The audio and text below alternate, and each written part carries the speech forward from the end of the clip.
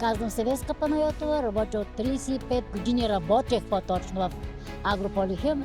Изключително съм щастлива и доволна за отношението, което проявявате към нас като ветерани, доени, както искате така го кажете.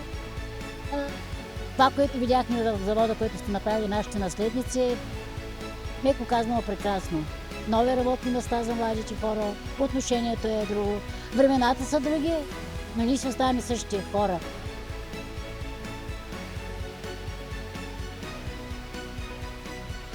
Аз съм Димитрина. С радост се отзовах на тази днешна покана. Работила съм в цех НТФ посредно. С прекрасен колектив, с чудесна смяна, с отлични ръководители. Много ми липсват. Страхотни бяха и сега, когато не мога да ги позная, просто не мога да ги позная. Времето си казва думата.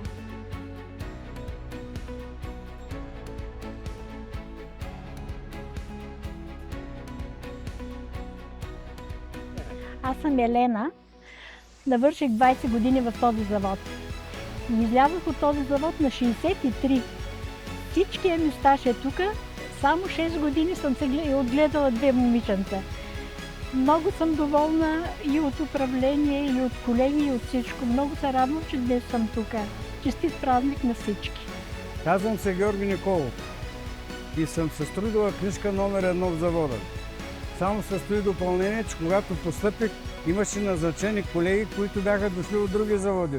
От Димитровград, Стара Загора, Враца и затова е с номер 1. Не, че съм първия назначен в завода. Работил съм от 1968 година до 2004 година в завода. Това ми е целият трудов стаж.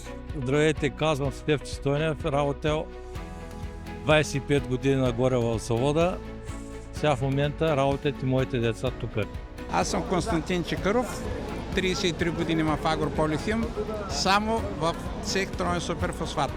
Казвам се Славка Димитрова и съм започнала работа тук от 1968 година и много се радвам, че съм на това тържество. Толкова е мило и хубаво да срещнеш приятелите си тук след толкова години. Много благодаря.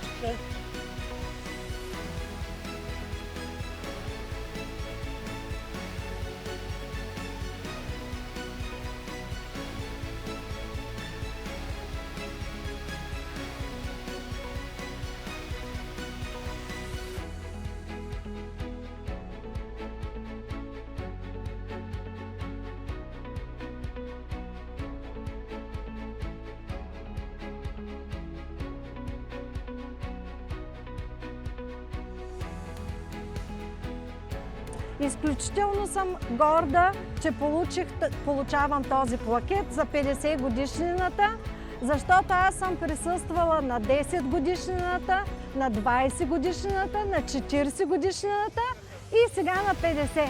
Значи само едни 20 годишни, 30 годишни съм пропуснала, но живот и здраве да има и 60-тия юбилей да го посрещнем с тези хора и с производство, което да дава сили на всички агропроизводители да имат хубава реколта и не само реколта, а и за животните това нещо да е от голямо значение.